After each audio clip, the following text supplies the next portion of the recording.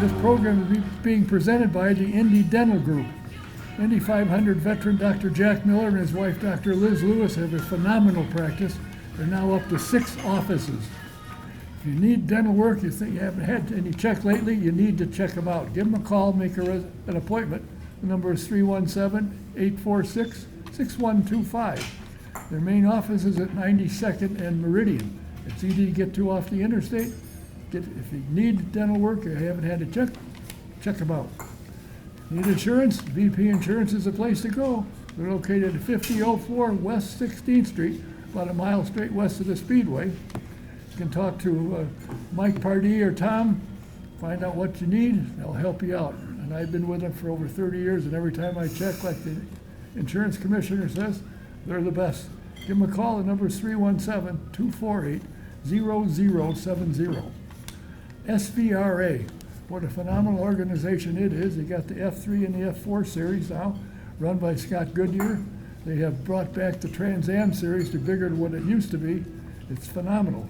Want to find out where they're performing or what the events are? Go to svra.com and you'll be glad you did. They got sports cars, vintage sports cars. They got the Trans Am, they got the F3 and the F4. They got a full weekend when you go see them. A couple of things I mentioned to start with. First, the sound. In-house sound is provided by Pierce Sound Production. If you ever have a small group and you need a little PA, go on Facebook to Chadwick Pierce, tell them what you need and they'll be glad to help you. Also want to mention, unfortunately, I got a call today from Scott Goodyear. SVRA is in town and they are starting to run tomorrow, setting up tomorrow and starting Thursday. He's got 4 drivers, never been here before, so he had to work with them. He called me and said, I apologize, I can't, but I'll make it. So he'll be back here. So I have a guest that I think will be very interesting. He's been all over the place. And he's had 2 full-time careers. His first career being in education. He got a degree in social work and done a lot of teaching in mental, which if you listen to the news, it's on the news all the time. You need to have some kind of better way of identifying those with mental problems. When I was looking up his bio, I had to chop it up in order to get it on my computer, and that said award, so I went down to see award. Holy Toledo, I don't think there's an award he's not won in this field.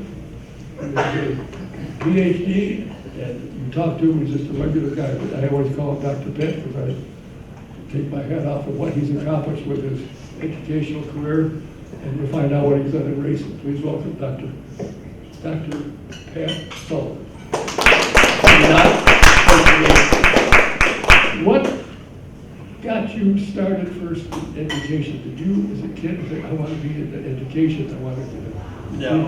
No, and it's funny, I suspect everybody in this room probably has a story that, there were just a couple of events in their life that pushed them in some direction, but I went to University of Kansas, and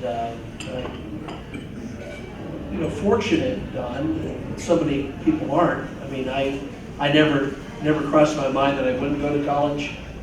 My parents had prepared for me to go to college, and I knew I wanted to go to the University of Kansas. And so I went, and in odd circumstances, I was really involved in the community of Lawrence, Kansas, a place I lived a long time. I helped start a food cooperative that still exists. It's a grocery store. And I helped start a credit union. And we started a restaurant. A friend of mine named Chuck Mandrill, was a brilliant guy, started one of the very first microbreweries in America. It's called Free State Brewery. It's right there in Philadelphia, Lawrence. But I was interested in community work. But in my degree, I was assigned essentially to what we call a family service agency. And I was working with kids. And I had to film one of my encounters, which was unusual at the time. I mean, camcorders were brand new. I mean, that was unusual. And they thought it as a teaching tool. It would be really helpful to watch the students do interviews and conduct things. And I had a kid from the community that was having some trouble, and I did an intervention with him. And I had a faculty member named Scott McNall, and funny enough, he said to me, he says, because I just wanted to do community work. I was the president of my neighborhood association. I wanted to do things like that. And he said, Pat, I know you hate this stuff, but I got to tell you, you're really pretty good at it. And he says, you got through to that kid, and nobody could do that, and you developed rapport with him, and you've got some talent. And so I took a job at the Vinegar Foundation, which was a very famous psychiatric institute in Kansas, to work with emotionally disturbed children. And while there, I had a director named Dr. David Berlin, who I'm still in contact with this day. And Dr. Berlin thought I had promise. And so he pulled a fast one, and he said, look, I'm going to bring these articles for you to read. I want you to make notes. We're going to do a research study. And I want you to be a part of it. So I had to work an all-night shift, so I'd read these articles and take notes, and then Dr. Berlin took me to the University of Chicago to do a presentation. It was eye-opening.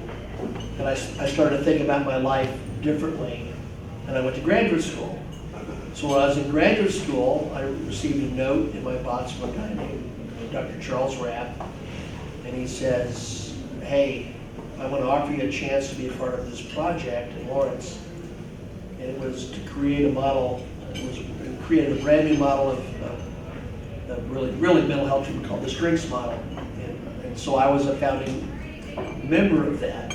I mean, it was just sort of lucky. And so I took a job in Southeast Kansas. I met another therapist who was engaged named Cheryl Bedell. We've been married for 37 years. But Charlie, my mentor, said, I need you to come back and run a project for me. Could you do that? And I owed him. I was going to go to the University of Chicago. I made my mind I was going to leave Kansas, go to the University of Chicago. I was a Danworth program there.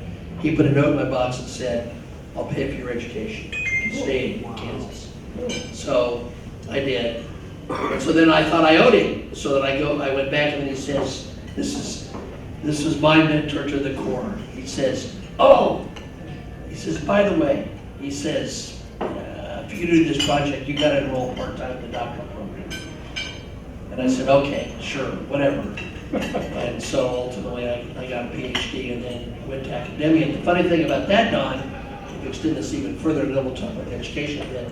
But I took a job at Southwest Missouri State University, which is now Missouri State. And a racetrack operator called me. I had by chance started writing for local racing. It just started out. He says, do you think you can announce races? And I said, I don't know. My children were just born. It was my first child. And I thought, okay, it gives me something to do. And I like racing, love it. And the first I met Bill Hill, was a Hall of Famer, a guy that I considered a great mentor. But the next guy I met was Bill Marble.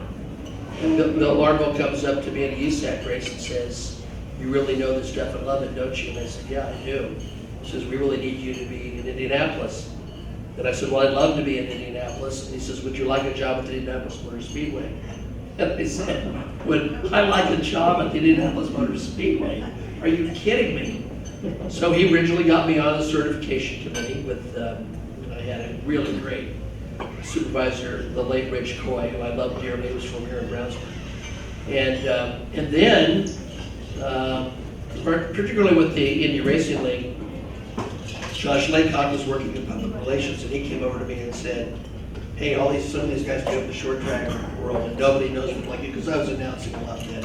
So my racing and academic world collided, all by a series of accidents. And it worked out for me. It did work out. You've done a lot in the educational field, and obviously you became a professor. Right. And obviously others noticed, because I said, when I looked at the awards, there can't be any more that's available that you don't have. Good grief. No. But that's why, to me, you will always be Dr. Pat. Well, thank you. I appreciate that. I mean, I have respect for everybody who does, what it is they do with full attention and effort. And And what I've been really saying by that is, because that's in front of my name, doesn't mean that I have I'm any better than anybody else. So one of the greatest, my favorite stories of all time, that just kills me to this day. I told it the other day. Cheryl and I came home one day and there's water like going into my garage. Like, well, where's the water coming from? I can't figure it out, right? Well, it was the grout in my shower, right? So the grout in my shower is, so I go to Menards, I get some grout, and I try to do it. And it's very clear, very quickly, this is a disaster, right? 100% disaster. So I called a guy to come do it, and he looks in the shower, and he turns to me and he says, "I'm sure you're very good at what you do." Which meant I wasn't very good at grouting the shower, but he was, and I got a lot of respect for him. And so I don't go around referring to myself as a doctor, but I appreciate that you do. Has it ever crossed your mind when talking to some of these race drivers they could use your help? Well, the funny thing happened, actually something really did funny happen is, so I came to Indiana, I was very active in mental health in part because of the strengths model stuff. I was very active in mental health and addiction in the state of Missouri. In fact, Washington University of St. Louis wanted to hire me and hooked me up with the Mental Health Institute in St. Louis. And it was a great school, but they didn't want a really full commitment to me. And the University of Louis Chicago did, and Indiana University did. Well, I love racing. Is there any question there? I mean, I've been wanting to get to Indiana all along, so it was the greatest day in the world. So I went to reestablish all of my sort of work in Indiana. There was a really internationally known faculty member on the IUPUI campus in psychology named Dr. Gary Bond. We were in the same area. And he had a colleague, Dr. John, brilliant guys. And I went and met with them and I said, "Hey guys, help me out. Who should I go meet? Who should I rub shoulders with?" And so I did. And then I got a call in my office. I haven't been in Indiana a year. I got a call in my office and said, "Hey, Dr. Bob Dyer, the Indiana Division of Mental Health, now it's Mental Health and Addictions, would like to talk with you." And he comes in and he says, "How would you like to be the co-director of the Division of Mental Health?" I go, "What?" What? And I remember Cheryl and I went out to dinner, and Cheryl thinks I could be the President of the United States, which is just a great thing to have as your partner who feels that way about you. And Bob Dyer sort of talking over my head, and she says, "What do you think?" And I go, "Well, I don't know." She says, "No, you can do it." So I said, "Okay, this would be a great learning experience." And then I'm mowing my grass one day, and he calls me and says, "I'm taking a job at Washington State. You're the director of mental health." So back to your question, because this all ties together. The Family and Social Service Administration wanted to do a human interest story, like they often do. And so they sent a camera person for me. I play hockey, still play hockey. They took a picture of me playing hockey. Then they took a picture of me announcing races in Bloomington. And so this is on the front page, as we say in the business, front page by the crease of the Indianapolis News. I believe not Star News. Well, that was the cat out of the bag. So did I receive some calls from some racing people with issues? I did. And so I did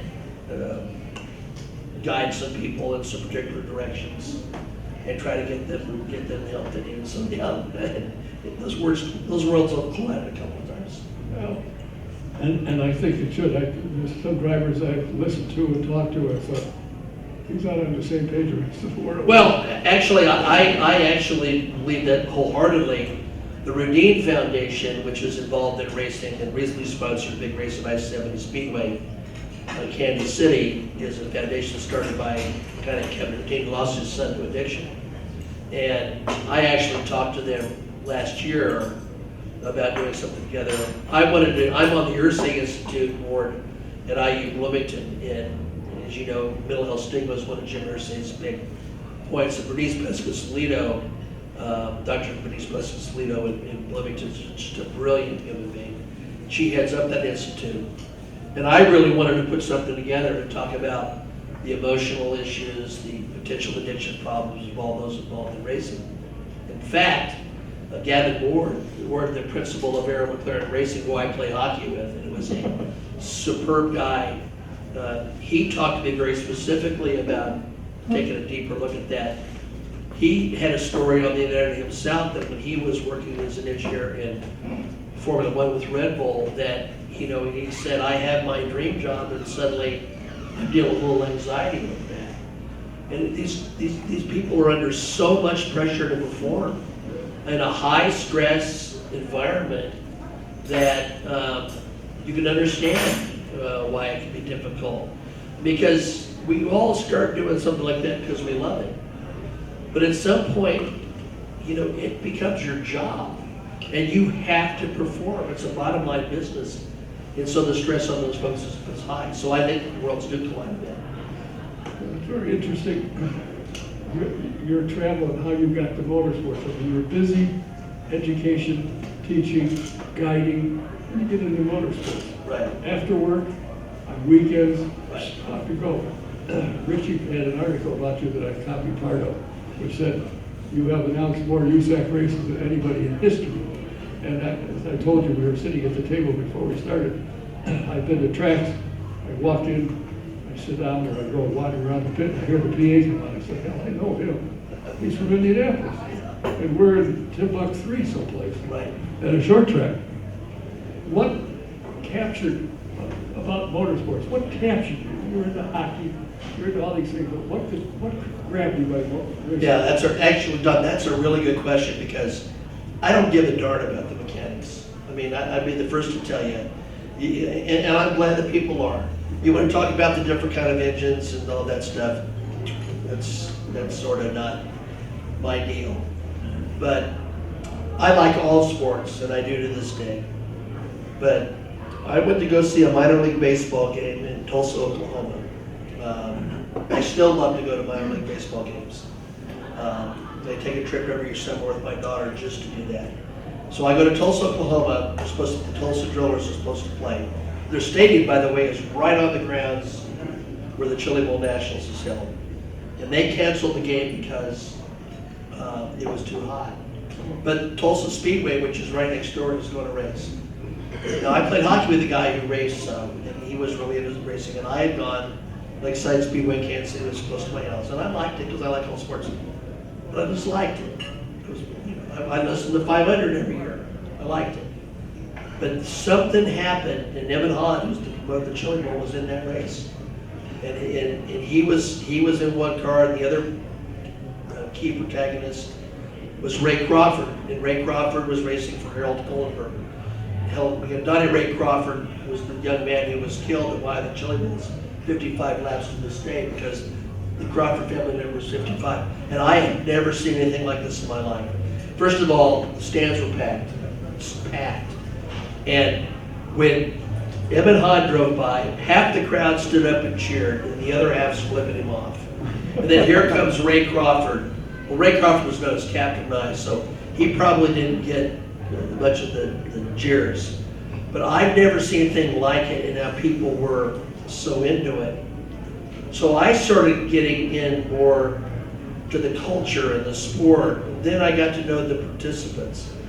And the thing that makes racing so unique, particularly at the grassroots level, is you have a chance to really know these people.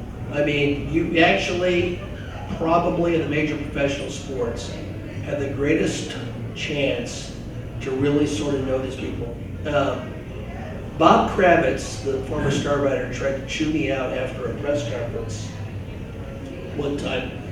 And it was after Elio Castroneves, I can't remember if he won the 500, his third 500, but it was after he'd had that whole problem with the taxes and evasions and all that stuff and all that. And people were genuinely happy for him. I mean, they were genuinely happy for him.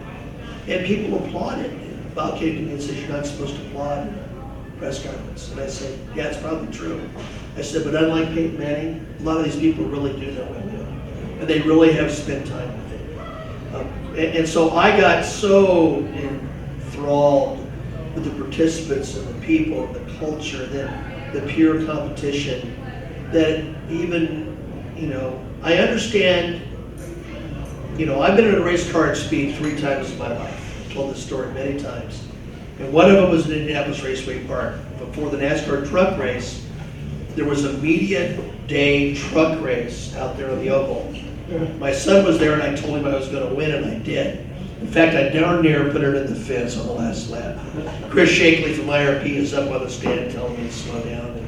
And I could feel the rear end going away. I go, this is going to be so embarrassing. It's unbelievable. But I was so full of adrenaline when that was over that I found myself going down like 6th Street. I looked at the speedometer and I go, oh my God, I'm going way too fast. I've got to calm down. So, but I understand that part of it for the driver, the adrenaline, the rush, all that. But even as a fan, it has such an incredibly addictive quality that just sucks you in. Some people come and they don't hear, and some people look but they don't see. But for those of us who do, it becomes just so addictive, and it was that for me. I came here at the insistence of a friend of mine after watching it on television in the theater 2 years in a row and fell asleep. He said, you've got to come down here. This was his 70th year. Sure. Here. He talked me into coming down. His cars came out of Florida and still here. Oh yeah. Actually, I had the great privilege of working as a production assistant for ABC, I think 4 times. And twice was with Al Michaels. One was with Brent Musburger. One was the guy named Terry Gannon, who was actually on Jim Valvano's North Carolina State Championship basketball game. He was like the nicest television personality I ever met in my life. He was genuinely a nice man. Not that the other 2 guys were nice. They were different. But Al Michaels had a guy, a young man who was kind of his bag man, who I think he went to school at Bowling Green in Ohio. And he had his professor with him, brought his professor down. His professor's trying to tell me, I hear all this stuff you're talking about, but this is not the biggest deal in the world. He goes, the biggest race in the world is Daytona. And I said, well, you can believe what you want. I said, but, let's not make that pronouncement on Tuesday of the practice day. And I'll never forget seeing that guy after opening ceremonies, and his eyes were as big as saucers, and he looked at me and says, I get what you're telling me now. And I said, well, there's nothing like it. There's nothing like that opening montage. I had the great privilege of inducting Mark Bones-Bosher in the National Sprinter Hall of Fame last week, and I'd say for 6 or 7 years in a row now, maybe more, I have ended up standing next to Bones at the opening ceremonies. And I don't have to look at him. I know the tears are coming. And I cried out. And I forgot to mention, you are a member of the National Sprint Car Hall of Fame. Yeah. That speaks volumes. Well, it was and as I said in my induction, the stars are the people who do it, the drivers, the mechanics. I mean, come on. I'm a writer and an announcer. I didn't put my career on the line. Winchester or Salem or Terre Haute or Knoxville or those places. So I went in with, I don't know if you knew this, but my class was Dave Darling, Antonio, and me, which was just the greatest. And Terry McCarl, who's a Knoxville I like, but to go in with Dave and Terry, and Karen, Tony was so special for me. And it was so surreal. But it did stick. I mean, because, and I mentioned it for my family, because you laid something out there that probably goes a little unsaid. I mean, my family had to sacrifice because I pursued this thing. Cheryl has one of the great lines ever. It was when I became the director of mental health. My dad had her in the corner, and he said, first of all, before it gets wrong, let me clarify. I was on loan from the university when I was the director of mental health, so my salary was whatever I got at the university. I'm not complaining, it was like a musical living. But I didn't get a whole lot more money. My dad says to Cheryl, well, maybe you won't have to announce all these races now that he's got this job. And Cheryl said, you don't understand, that's what makes him happy. It's true. It's what made me happy. And so what she did was make sure I was happy. And that's a lot. So when you're up there getting recognized yourself, you know, unless your ego is completely out of control, you think about all the people that helped you. You helped me. Mike Lewis at IRP helped me. Ron Green at USAC helped me. Dick Jordan was huge. Bill Marble, huge. Ken Evans at Kokomo. Mike Miles, who gave me a chance to announce an Indiana sight unseen. Bill Don Willard, who gave me my first announcement job. You know, Dave Argerbright asked me to write for Open Wheel, then Doug Gold asked me to write for Spring Carmel Magazine. So you get opportunities and other people help you. You have to appreciate that. Not every driver makes it to Indianapolis, they didn't get there alone. Absolutely not. Now, I mentioned starting out that our friend Mr. Goodyear was unable to make it because of his commitment with the SVRA, which, in case you're interested, it starts this weekend. Right. There's some good stories about him. One of probably the most famous one is chance to win 500 and pass the pace car. Yeah, he did. What caused it? Well, if I remember correctly, what Scott was worried about was, and Scott's got to answer for himself, but I think he felt the pace car was going too slow. And he was really afraid he was going to foul the engine if he didn't get on a little bit. So, I mean, he was in, if I recall that correctly, he was in a no-win situation. I mean, he made a decision and maybe he thought they just turned their back to it, but I remember Johnny Rutherford, somebody was trying to make some excuse. Johnny Rutherford was on the radio network and he says, no, he passed the pace car. That's unequivocal. That's going to cost you. And the green flag had come out and the pace car was slow. Yeah. I So mean, what do you do? What do you do? It goes green or right. pass the pace car loose. Right. Yeah, so that was bad. And then the one that I was involved in, Don, a little bit, which is, I don't think I've told the story very often, but to me, when I saw Scott, it literally just came to me, which was 97. So 97, if you recall, that's the race we ran on Tuesday, right? Yeah. And twice, I was on the grid doing my job, and I got caught in a torrential rainfall. And then the next day, I was in the pagoda, the base of it, and a tsunami of human beings came in and shoved me out of one of the doors, and we got caught in the darn poor again. I was drenched to the bone 2 straight days. And so then, now we're in a mess. And Rich Coy, my boss, comes to me and says, because I think I did stuff for PR that year, but on race day I still did my normal job. Rich, I'll never forget this, Rich Coy came to me and says, Pat, you can be here on Tuesday, catch. I said, yeah. He goes, we're really gonna need your help.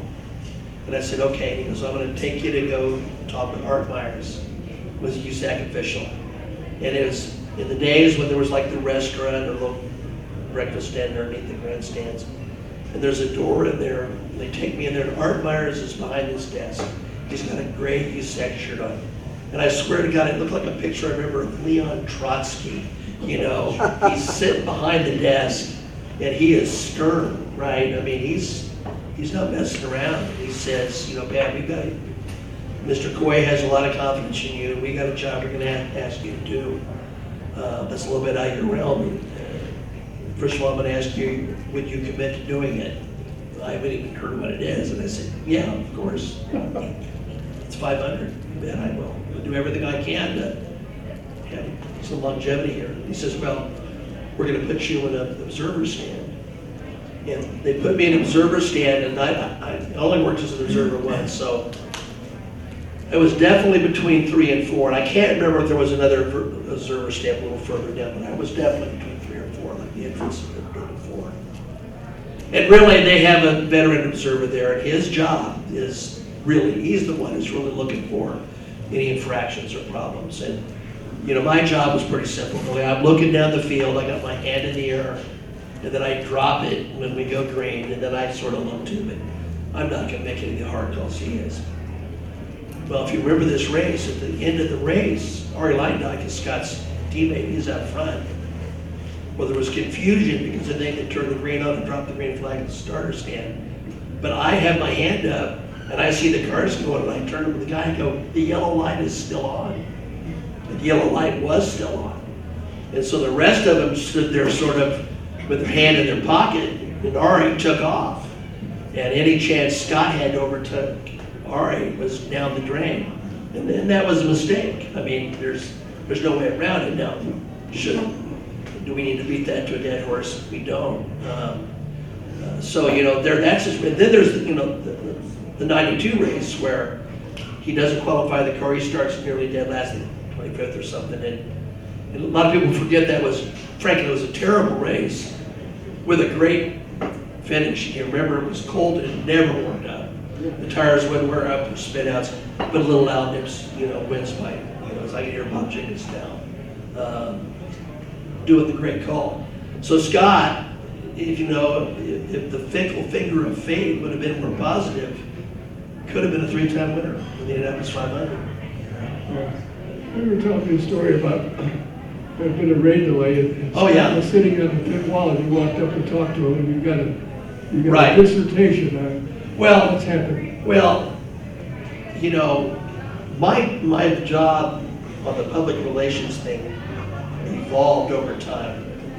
And it evolved over time also consistent with the context of the time, and I can explain that. You know, when I first started working, you know, Bill Bartle got me to do the press conferences, kind of passed the baton to me to do the press conferences. But all during the month of May, and then I did this with Richard 400 too, but we went out and got quotes from drivers. We went out diligently at all times of the day and tried to dig up stories and quotes. If we saw a celebrity, you know, we tried to interview them. Jimmy Johnson was at the 500, we interviewed Jimmy Johnson, things like that. And then we created a thing called the Daily Trackside Report. You remember that? We'd put it up in the media center. There'd be reams and reams and reams. It would have minute-by-minute stuff, and then there'd be these little snippets with quotes, and there'd be minute-by-minute.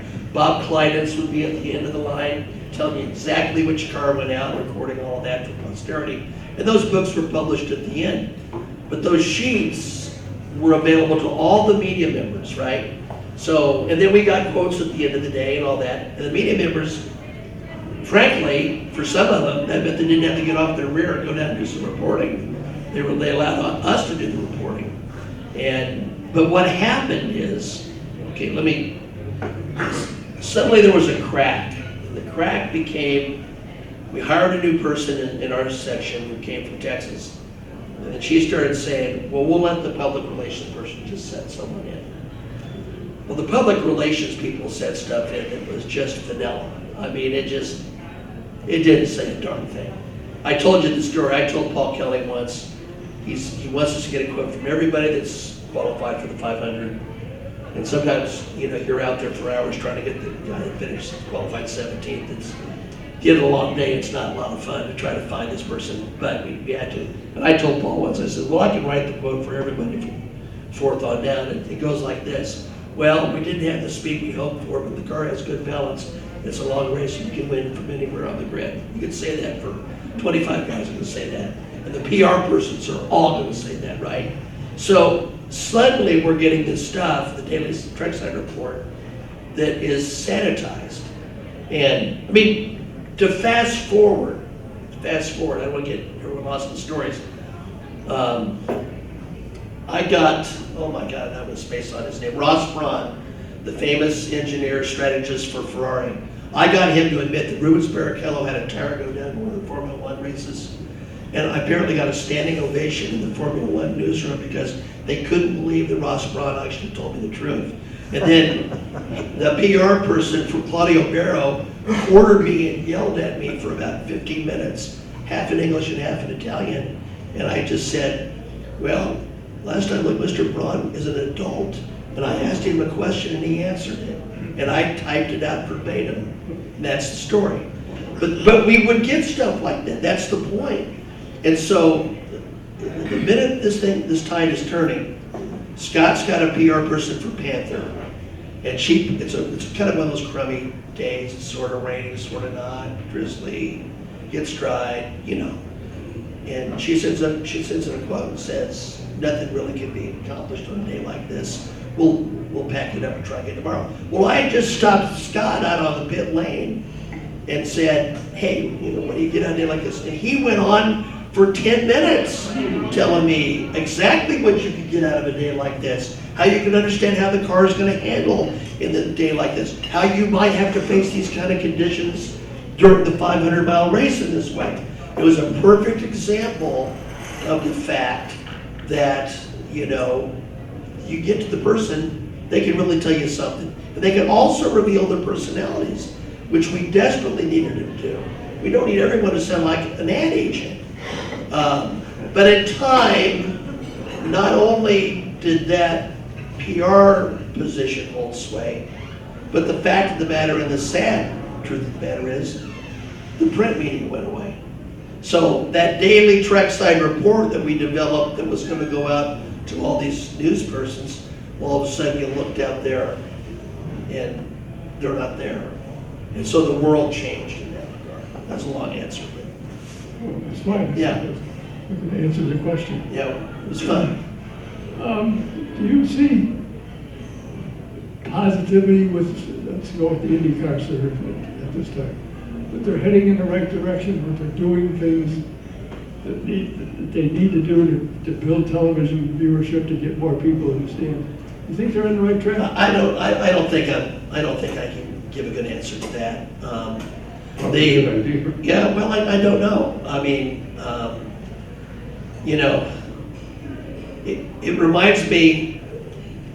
This is maybe a silly analogy, but I was really good friends with Robin Miller, and when before Robin died, he actually asked me to write his bio for the Hall of Fame in Novi, Michigan, which was a great honor that he asked me, because we'd had some hellacious fights at various points in time, which were fun.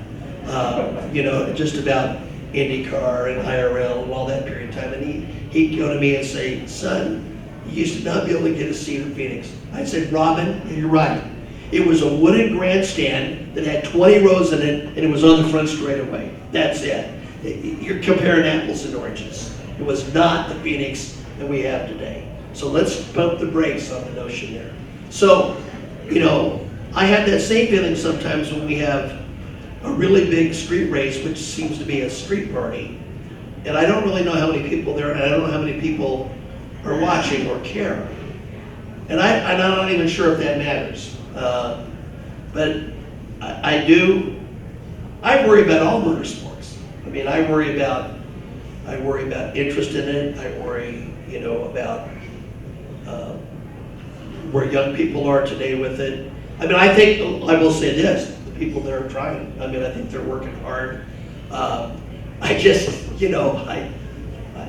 Look, putting any schedule together is complicated. And just because you want to race somewhere doesn't mean they necessarily want you, right? USAC gets us all the time. You want to race at so-and-so. So-and-so doesn't want us to race there. By the way, they got to pay the bill. And so, you follow up, like a dramatic Indianapolis 500. That as dramatic as you can get. I asked Gavin Ward, who was with Pato, I said, in hockey, I said, how long did it take you to get over it? He said 15 minutes. So we cried for 15 minutes. He said, look, I knew Joseph had a better car. I accepted that. And I said, but man, Pato leaned over that car crying, even dropping the F-bomb that he did, underscored to the world how much this race means. In terms of drama, from Joseph in the stands to Pato's anguish and his team anguish, it is the classic Elitzer Jr. You don't know what Indy means, and even Gavin told me everyone from McLaren, like international, like, wow, that's what Indy means, and you got that, and then you go to the streets of Detroit. It's like, I'm kidding. We used to go to Milwaukee, and so that stuff, is worrisome to me. But those are smarter people than me. Yeah. I get people saying, why are they going in? Why are you asking me? I don't know. I don't make this good. Nobody calls me up and says, what do you think, Danny boy? Yeah, well, I forgot which racetrack I was at recently, and someone asked me about 5 questions, and I said, I'm the announcer. So I stay in my swimming lane. I don't think that's any questions. You know, the thing that occurred to me when I was watching, I lapped 199 when Pato passed Joseph. I thought he lost the race. Because he should have waited until the 2 runners left and passed him then, which he could have done. Impossible. Gavin is not so sure. Gavin actually thought Joseph was just better. He said, and they're looking at data, and I think from the perspective, if you can get a chance to pass, you do it. There could be cautious something go wrong, whatever. He's going to tell you what he's going to do. He's going to live that last lap. If he wins, he'll be able to forget it someday. If he never wins, he's going to remember that lap for the rest of his life. Right. But did he make fans? Oh, yeah. Did he get the admiration? It reminds me of the time that Sato, I was convinced, my great friend, the late Dave Cassidy, who was, many of you know, was Tony George's godfather, ran the 16th Street Speedway. He used to have a phrase, and it's a phrase that can't be a little cringeworthy for some people, but I understand it. Dave used to say he was willing to die. And I remember when Takuma Sato tried to make a pass down low, I thought to myself, he's willing to die. To win the Indianapolis 500, he's willing to put it all on the line. And, Pato put it all on the line. And Joseph put it on the line. And, I had a mentor who once told me that, he said to me, he stuttered, he was a really great guy. When I was an undergraduate, he said to me once, he says, Pat, he says, you have to choose a hill on which you'll die. Your problem, son, is you're choosing every hill, which was really good advice. But later I worked with someone that I thought was too cautious. I told her that story. I go, but at some point you have to choose a hill. If you want to be great, you have to choose a hill. And that hill for a race driver is Indianapolis 500. So what great drama that was. And then, you just hope you can, everyone, I remember a guy I announced with the Kansas Speedway said, and I'll never forget this, he says, the IndyCar races here are twice as good. Then he goes, but I'm a NASCAR fan. I go, okay, I guess we're not going to win this one. The interesting thing, I used to work with Mark James when he was a reporter in the grandstands, and I'd sit next to him. He'd watch the lead group, and I'd be watching behind if anything happened. I'd let him know. Right. And the last race we were at Richmond, I said, we're going to have to look for another place. If this keeps growing like it is, we're going to have to look for another place for you to broadcast. And they shut it off the next year. But I found it interesting going into the pit, because I'd walk around a parking area and talk to people. I've never been there. What's this like? Holy smoke, these cars are much faster than NASCAR. Really? Yeah, I've got a great Richmond story. First of all, when I was on the road with IndyCar, it was my second favorite race was Richmond. Bar none. And I had been there with the USAC Silver Crown Series in 1995. We ran the Silver Crown Series in the USF 2000s in Richmond. Jack Hewitt won the race, probably his only payment Silver Crown race. And as you can do now, you can look back at some of the F2000 guys who supported familiar names here. And we had a really good crowd, and they were enthusiastic. So we came back from IndyCar, and I worked with a sound guy named Harlan. And Harlan worked at Charlotte. I can't remember if he worked at Daytona, but he worked at several NASCAR tracks. He's a really good old boy. And so the first time we went to Richmond, I thought there were way too many cautions, and I was frustrated. I thought, man, we got a crowd here, and we didn't put on the best show. And I don't know. I put the microphone down, and I said something, and he says, "Pat, my friend," he goes, "you're not paying a bit of attention." And I said, "Why is that, Art?" He goes, "Look." He says, "Look out your booth." He says, "Look at those people." He says, "Those people were happy. They're smiling. They had fun. They enjoyed every bit of that race." And they did. And we had a real constituency there. I think a lot of people, forget, even in the IRL years, we had 100,000 persons crowds in Texas. Oh, yeah. And the racing was, I know the racing was terrifying, but it was spectacular. Racing's terrifying in Winchester too. It's amazing the number of world-class drivers that said I was driver. I was Right. scared. I was afraid of it. Yeah, well, I appreciate being scared myself, but yeah, Richmond was a great place, and I do think there's still that market to tap. That's something else that I find interesting. I worked with Janet Cuthbert when she drove for Rollo Wellstead, and the trouble she had understanding and feeling the car. So he'd load the car up on the trailer.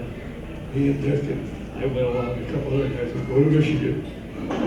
Dick would set the car up and she'd go out, 2 runs. Oh no, said the car's fine. Finally, after 2 or 3 visits, got her comfortable at the speedway. She made the race. Sure. I worked for Rollo with Lindsay James, for Dick when Lindsay James drove that. And she didn't have that kind of problem. She was ready to stab and steer. That wasn't a problem with her. But there was only a few females anywhere near IndyCar. Now, today, there's a lot of females working their way up there, like Kaylee Bryson, who just won Kansas. First female to win a Silver Crown race. Yeah, and I sent Levi Jones a text right after the Indy Next race at Road America and said, "Boy, this is a great outcome for you." Kaylee Bryson,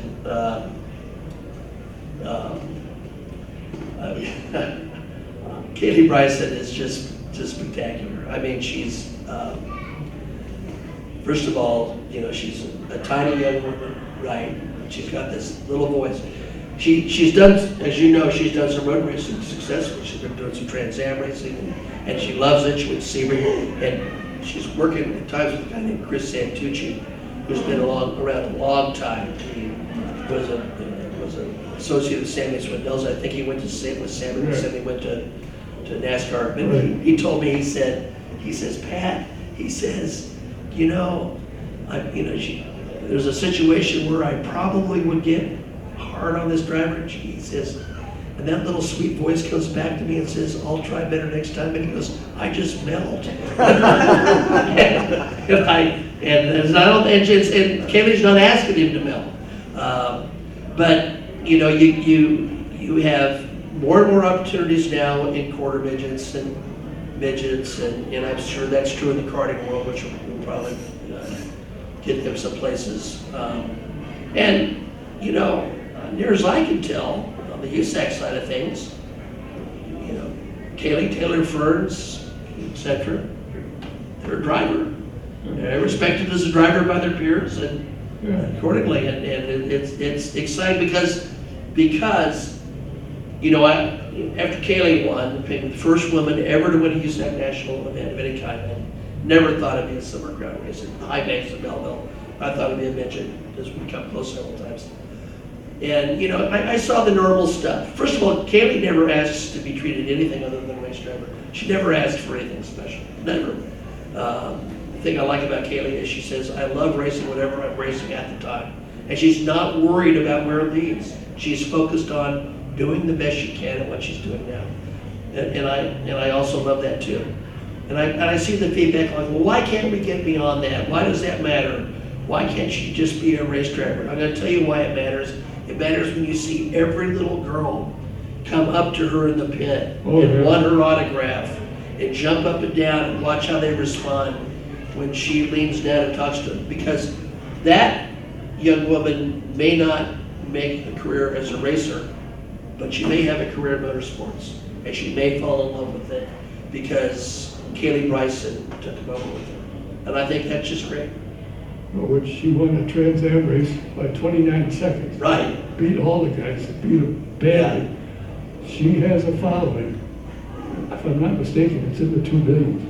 People follow. Well, she's good. I mean, she got everybody's attention at the Springfield Mile. That's a couple seasons ago. It's one of the most famous pictures you'd probably ever find at a USAC race. And this is literally the truth. I mean, I'm announcing the race, and every driver's on the bottom but Kaylee, and she's on the extreme outside. And I'm going, this is not gonna last. My God, she's gonna jump the cushion and crash. She's gonna end up in the hog barn, you know, and I'm sort of worried. And I think in the end, it was probably too much on our tires. It may not work, but my God, she took that lead in Springfield, you know, the classic fairgrounds track with the covered grandstand. So loud to be in there, you know, to announce effectively, you gotta wear headsets to be able to hear. And I could hear the crowd roar over the cars and over my headsets. I mean, they just went bananas. And you know what? She took advantage of that opportunity and made the most of it. Good for her. And another one that's what impressed me, I had McKenna Hassie on. Yeah. And she owns her own team, does her own marketing. She went to school and took business. And I said to her when I was talking to her, I said, obviously you paid attention. Yeah. Oh, yeah. I think even international business. So she was Oh, she yeah. went to Drake University in Des Moines Yeah. and cut her teeth at Knoxville Raceway, which is it's for the brave. But she's worked at it. Yes. I mean, Taylor Ferns has worked at it. She's Yeah. going to get a law degree. Yeah, she just, the night I had her here a couple of weeks ago, she just graduated. Yeah, the bar's coming up for her. And she owns her own team. Right. She does her own marketing. And Right. she's going to be sometime next month, starting the next series. That's right. Able Motorsports. Well, the biggest thing that you have, and I know Rob Howden with Road to Indy, who's just a great announcer and does such great work. I know that at that level, they have worked a lot with those drivers. It's probably something I tried to do a little bit years ago when Mel and Don Kenyon had a Wednesday night series, but we sometimes really need to work with drivers on the rest of the aspect of the sport that can get them forward. Too many drivers think that this is one of my favorite sayings from my driver. My resume speaks for itself. Here's my response: no, it doesn't. It doesn't. You have to do more than that. You have to work on how you are outside the cockpit. Take one of my favorite all-time USAC racers, Jerry Coons Jr. Jerry Coons Jr., one of the classiest people I've ever had the privilege to know and to announce for him. I love Jerry Coons Jr. But his son, Cale, moved up the ranks. And the one thing I liked about Jerry, again, was I said, how good is Cale? I don't know yet, was his answer. I don't know yet. I've dealt with 20 years of the next Jeff Gordon, according to the parents, right? Yeah. They're all their kids, just a world beater.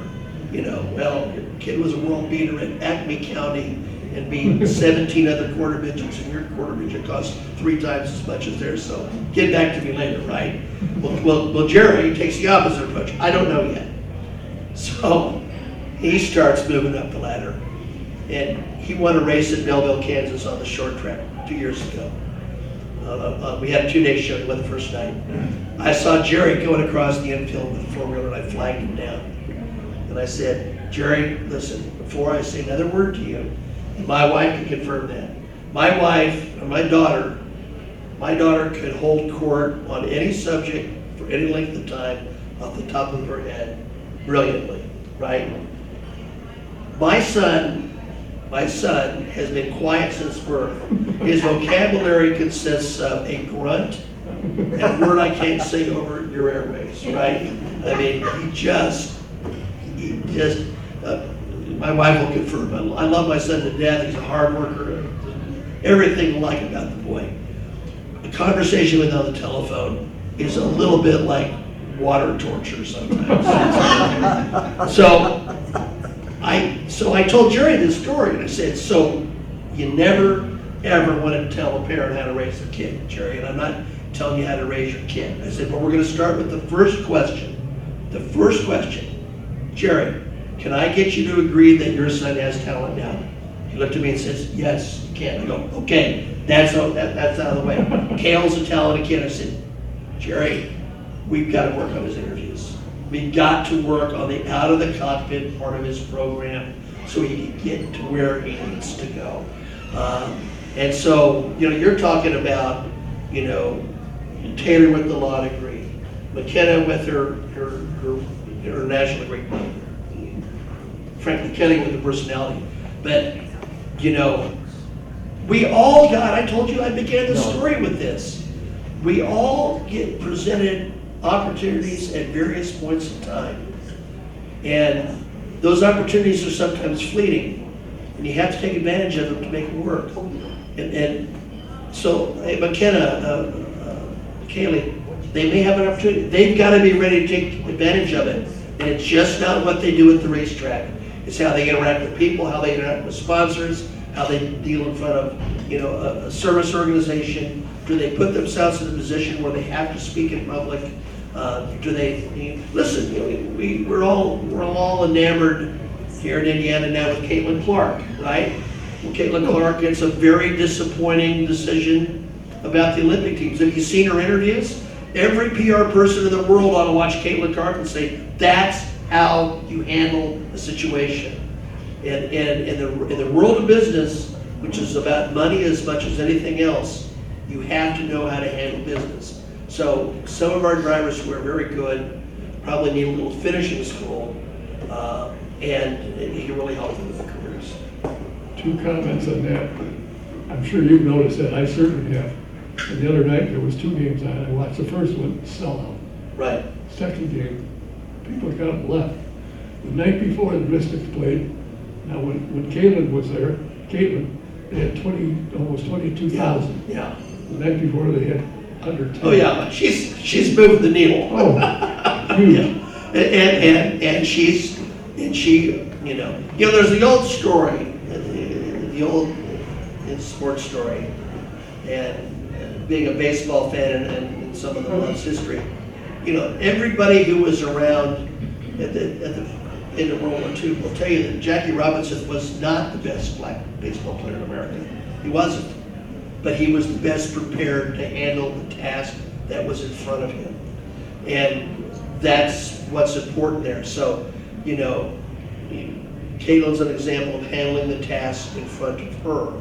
And drivers are in the same situation. I mean, look, I don't want to hear a guy get out of a car, or a woman get out of a car, who just ran 17th and sit there and say, well, I'll tell you what, Don, the Acme Cotswold Coyote, Acme Plumbing car ran great today. We had a really good run, pretty pleased with performance, and think we got something to build on. I'm thinking, dude, you finished 17th. Let's stop. Don't be chatty Cathy, pull the plug and go into that sponsors meeting. You can have personality, but you still have to handle things the right way. I don't know, have you talked to Andy and Sarah's son Danny? No, I have not. I had him in here one night. He and Danny were here, and Sarah was here too. And we're talking, and I'm thinking, this kid understands what he's doing. Right. And I said to him, who are your sponsors? And he rattled them off. Oh, yeah. Yeah. Without hesitation. Right. And went on talking about how he's doing with the Right. sponsorship and so forth. After the program, I called Andy up and I said, how did you were a kid? Impressive. He knew all of his sponsors. He said, that's Sarah. Right. Well, she's been in business. Oh, yeah. And there's other parts of it. I was telling Cheryl, my wife, that I did one of the very first press conferences with Joseph Newgarden when he was in Lions. His parents were in the back of the room, and I said, at the end, could you guys please try to give this kid a little bit of personality? I mean, he had so much personality, right? That he went over the room. I mean, my son is not going to be bubbly. He probably can't change that. But there are certain things really going to help people go along. It's amazing to me how he gets hooked on this sport. To me, it's the personnel. I've never run into, and I've said this a million times, the NFL and the Major League Baseball and NBA have their talent, and they end up in jail, they end up being accused of this, that, and the other thing. You don't hear that in motorsports. But other than 2 guys, 2 brothers, and poor Paul got drugged in by his He did, dad. yes. So He was a good guy. oh, super guy. I guess he's got serious health problems. Right. Right now. Right. But I mean, you're not going to go forward eventually in the sport if you don't have those traits. I think to myself, and I've had the moments to think about the people that I've just had the privilege to meet in this sport, you know, at all levels, and how much my interaction with them sort of touched my life or affected me in some way, because an interaction with someone you think, I'm better for having known this person. And you know, a lot of them listen. I deal with some people in USAC that that's primarily where I am now. That okay, they're a 20-year-old guy and they think about race cars and women. That's about the extent of it. They haven't exactly broadened their horizon much beyond that. But there are some that are so incredibly deep, so incredibly sensitive that. And you stand before them and you realize they are common people doing an uncommon thing. Because I don't care how you slice it, what a race driver does takes a measure of something that not a whole lot of people possess, and to do it with the skill that they do. So, yeah, I agree with you, Don. It's always been about the people with me. Yeah. And some of the ideas they've come up with and the things that they've done in advance. And the funny thing is, when I first started chasing race cars years ago, before I ever came here, at a short track, and somebody cut somebody off or hit them and put them out or something, they'd be out in the parking lot with 2x4s. Yeah. And then you go to the motel, and they're exchanging parts to go racing into each other the next day. Yeah. And you're thinking, what the hell is a 2x4 business? You're working together again, but that's the way it was. Yeah. Well, it's an emotional sport. I mean, and Yeah. emotions can bubble over. We see that. But on the other hand, if it is a group in which, you know, who told me that? No, it's Tracy Hines. Tracy Hines, Hall of Famer. I did his induction in Knoxville last Saturday, and he told me a story about a driver. I don't want to mention their names. Came from California, and he said the driver was just way too rambunctious and was going to cause problems. And he goes, it's really funny. He said, Tony Elliott and Dave Darland and Jay Drake and I, we never really had a conversation about it, but individually and race by race, we finally just convinced the guy this is not how it's going to happen. So they policed themselves and said, we can't have you behaving like that because we do this for a living and we've got to do it the right way. And so there is that. They have to have confidence in each other. Without any question. You have to know when you're going to pass Right. it, you know pretty much what you're going to do, Right. or she. And, you know, I can't thank you enough for taking the time. Oh, to- sure. And I hope people will realize what you have accomplished, not only in the world of education, the kids you've helped get PhDs, straighten them out, and put kids who are in trouble, and Yeah. help them work them out. You chase down the race cars, race drivers, got to know them well. Like myself, I've met guys that I've never, and gals, that Right. I've never thought in my lifetime would say hello. Oh, And it's really, it's unbelievable. It is. It's stunning. You know, one of my favorite interactions is I'm at Raceway Park in the month of May. I think it's the night before the 500 midget or something, and I look over. There was a booth there that was really MRN, a radio broadcast normally. So Rick Mears goes over there, sits down. Rick leans back in his chair and says, "Hey Pat, is it okay if I sit here?" He said, "You're Rick Mears." And it's May. Here's an idea. You can sit anywhere you want. But I mean, first of all, he addressed me by name. I was just like, what world am I living in here? And I would do that sometimes in press conferences. And, you know, I got a chance to do a one-on-one with Michael Schumacher. Probably not a lot of people did that, or Sir Jackie Stewart, or Patty or Foyt, all those people that I admired. But you know what? I have admiration for the person that races at County Line Speedway on Saturday night. So that's been fun, and you know, now I get to work a lot on their benevolent stuff with Race Aid, which is a lot of fun for me. I'm trying to raise some money for some drivers in case they need some additional assistance and help, which dovetails with my whole social work background. Racing is a great sport, Tom. oh, I know. And I just, I think I have, like most people, many weaknesses. But the one strength that I do know I have is I have always been appreciative for what I've been given and for the opportunities that I've told this on this before. I'm like anybody else, I'm in the snake pit. I'm trying to figure out how in the world I can get in Gasoline Alley. How can I get in Gasoline Alley? How can I get in there? Can I sneak by a guard? How can I get in there? And then one day I'm doing press conferences at the Indianapolis Motor Speedway. I'm announcing IndyCar races. And I'm asking myself, how did that happen?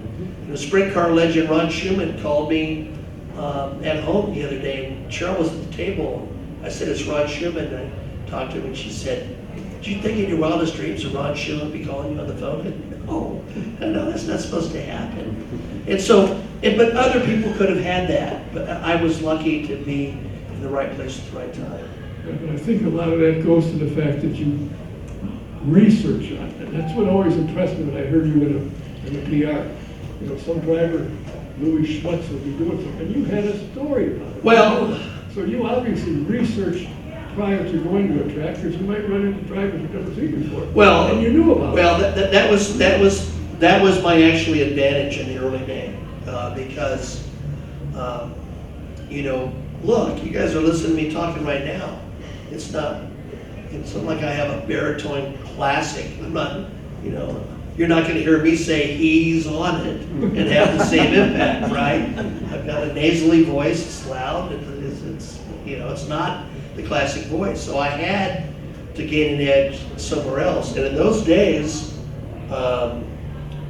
it meant reading a lot. And I remember the first time I started doing like Kroger 200, which is sort of pre-internet, I'm making my own, we call performance charts, by going through the box scores at National Speed Sport News and just compiling the performance of every driver who might show up, and do my best to listen to the telephone and take notes while I listened. And so I remember the first time I did the Kroger 200, the woman came and says, hey, these guys in NASCAR are all over you because you've done your homework. But that's what I had to do if I wanted to stay in the game and be relevant. And it's still, and now, to be honest with you, it's what makes me mad when I hear people in big positions that don't do it, because most of that stuff's at your fingertips now. You can usually find it if you try. But I appreciate that. That's something I did take a lot of pride in. Because first of all, the drivers are the stars. And you have to convince, there was a guy named, I think it's J.J. O'Malley, who worked at Watkins Glen and did a lot of road racing. He told a great friend of mine, Al Robinson, a line that I think was true, which he said, if we don't take our events seriously, how do we expect the public to? And what he meant by that was, there's no such thing as a support race. I don't care if we put a product on the track, you better be prepared. But my job was to try to convince the public that every one of those individuals out there was a star somehow and had a noteworthy accomplishment, so that you could appreciate the road it took for them to get where they were. And that's still sort of a guiding thing for me. Well, this weekend, as everybody knows, I watched the next race. A record was set. A female won the next race. Sure First did. time a female won on a road course. How about that? Yeah, Jamie, forget her last name. Chadwick. Yeah. She's a good driver. Sure. Very good. As Mike Andretti said, when they asked, are you coaching her? She said, I don't have to. She's got a lot of experience. Right. Just watches and maybe comments, I'm sure. Well, I mean, I remember when Sarah McCune was coming up the ranks Right. at nights and people like that, and they came from a different background. Listen, it brings eyes to the sport. It brings attention to the sport. That's why I sent Lee by the note and said, you got to be thrilled, because this is important. But she's got a story, right? I mean, it reminds me of, since I do the Sprint Car and the Midget Hall of Fame, IMC those. I always get a kick when someone says, they're in the Hall of Fame? Well, I never heard of them. Well, that's not their problem, that's probably yours. Maybe if you did a little research, you'd understand why they are here. Just because they predated you, that doesn't mean that what they did wasn't important. And so, all of the drivers have a story, and all of them worked hard, and they deserve the vote in the sun. I was asked by Kaylee's crew, we'd like to get Levi Jones to maybe set up something with Roger. So I called Levi and I said, any chance that you can set something up? He said, let me see. Well, I heard he was going to be at IRP on Friday night, but it rained. And so I talked to the guy that was the PR guy of theirs, and I said, well, sorry she missed. Yeah, should have. It's too bad the rain messed it up because Roger didn't come back Saturday. Other things to do. Well, I called Levi and said, there's a way you can set up a meeting with, she's here now in town for the season. Set up a meeting. Oh, I already did. She had lunch with him. Oh, yeah. Actually, funny enough, I know this, there apparently was interested in her the year before. I mean, and so her stock just went up. I mean, big time. And she's done, listen, I mean, I love sprint car racing, I love midget racing, I love summer car racing. I love that, the depths of my soul. I do. But I'm not dumb enough not to know that if Kaylee or anybody coming up the ranks in USAC, well, anywhere, I don't care, and they want to go to IndyCar, you're going to have to get some road courses. You're going to get pavement experience and you're going to have to get road course experience. You're going to have to. And so when Aaron Pierce, who was a driving instructor and Trans-Am racer himself, when Kaylee first went to Aaron, I thought, this is the oddest couple I've ever heard of in my life. And then Kaylee starts telling me of the opportunity she's going to get, and I'm thinking, this is perfect. I mean, this is the sort of thing that, again, but what I want to emphasize again is she's not white-knuckled worrying about the so-called next level. She wants to do well wherever she's at, and I still think that's the best plan. But in terms of building her portfolio and resume to get a chance to where a meeting with Roger matters, she's doing the right thing. Oh yeah, without question. And nobody better to talk to than him. Yeah, exactly. And, as you said, everybody knows about her. And Right. she's come, and the other gal, Taylor Ferns, I'd heard her. Right. John Bruder brought her in one night when I asked him to come in. He said, can I bring her? Sure. Yeah, Very impressive young lady. she is. It's kind of interesting to see that there are females that are looking at the sport or participating in the sport or succeeding Right. in the sport. And it just brings other kids, like you said. Right. Haley loves to pose for pictures, sign autographs, talk to kids. She doesn't care. Spend the time. And I've been told almost everybody's gone from the pit area, and she's still there talking to kids. Well, that pays off in the long run. I mean, I'm sorry, it does. She brings her dog. Everyone's attracted to the dog. I mean, it's fun. Yeah, but it's just fun to watch her race. And McKenna does the same thing. She got a kid who wanted to race, and his father was in prison. Got him going, his father got out, and now they're racing together. Good. He's done a lot of good things that people don't know about. Oh, yeah. Yeah. I talk to her every so often to find out what she's up to. Good. I gotta tell you, I appreciate your time. Thank you. It's a pleasure. Being here, the stories, look forward to it as always. Now you're with USAC. What do you do for USAC? Well, after I knew I was going to retire, I contacted Kevin Miller about a job, and he said, yeah, I'll give you a little stipend. And he said, you make it up. So I made it up. And if I'm not writing stories or that, what I've primarily done is work with Nikki Wilkie Klepper. And for those of you Indy fans, that Wilkie name is the Wilkie name. And so she's in deep in the sport. She leads Race Aid. And so I've worked pretty hard to have a couple of events. We had the premiere of the A.J. Foyt documentary, USAC office. We had a reprise of the John Mahoney, Gene Christian movie parties. We had a USAC kickoff function. I was involved in the Mel Kenyon and Rich Vogler documentary. We've done those to raise money for Race Aid, the benevolent arm. And actually in July, believe it or not, I thought of we had a conversation in Knoxville, Iowa about how we need to have more kids involved. So I was trying to think of what to do, and so I came up with the idea of the USAC Midsummer Ice Cream Social. So we're gonna have a ice cream social in the USAC office and ask kids to come down and interact with drivers. And suddenly I got people call me up saying they're gonna bring in Hot Wheels cars to give away. 2 electric scooters from Wisconsin are on their way down to the Addison Dalkey Kids Club, which is a Badger organization stuff. I had a couple of Great Race fans already make donations. And so we're gonna try to make that a real event where we get children involved interacting with drivers, etc. I'm less concerned about the fundraising aspect of it this time, although we certainly hope we generate some. We've had some really great sponsors for these events, and most have come for the racing community.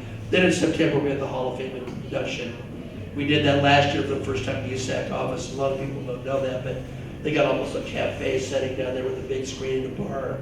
And it was the first time we had a pretty nice one at the Speedway Museum, but I was really proud. It was an event I was proud of. We had tables, checkered flag tablecloths. We served a great meal. It was a perfect setting. We had our Hall of Fame people there, and I'm sort of in charge of that. So this is all really fun. And I've got a book with Bob Mays and Richie Murray coming out. Final edits on the USAC Stock Car Series coming out. I'm well deep in a book on the Chili Bowl. We're writing that. So we just recently released a midget book and the Silver Crown book, and so I'm already thinking about down the road for the next book. But this is all fun stuff. For you, yeah. Yeah, it's fun. I can't type. Oh, that's a problem. Yeah, I can type. But the stock car one's been fun because I'm not really a stock car guy, but it's been fun to look, particularly if you're an IndyCar guy, just everything that the IndyCar guy did in AAA and he's really used this. It's a lot of fun. So I'm busy. Yeah, I'm sure you are. And you took the time to come here, and I appreciate it. No problem. Thank you. I think that when the video comes out, there'll be a lot of people saying, "Ooh, should have heard that one." Well, good one. But thank you for asking as always. Always a pleasure. Thank you. Dr. Pat. Thank you.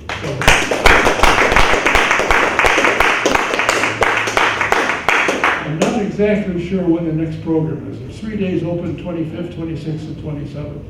There's a couple of guests that I'm after. And one of them is I want to find out what's this charter program that IndyCar is trying to put together. Oh. And I get asked a lot about it, and I say, I don't know anything about it on what I read. And I wasn't that impressed with what I read. But I know somebody who does. So I talked to him, what you do? And he said, yeah, Perfect. we'll see what happens. Until then, I'll let you know by email or Facebook or somewhere when the next program is. And Scott said he would be here at some point in time, so hold on, he'll be here. And there was somebody out here with 5 books for him to sign, and he left. He didn't. When I told him, I shouldn't have told him Scott wasn't here. Anyway, thanks for being here. Thanks for watching. Until the next time, Don K says good night. We'll see you again.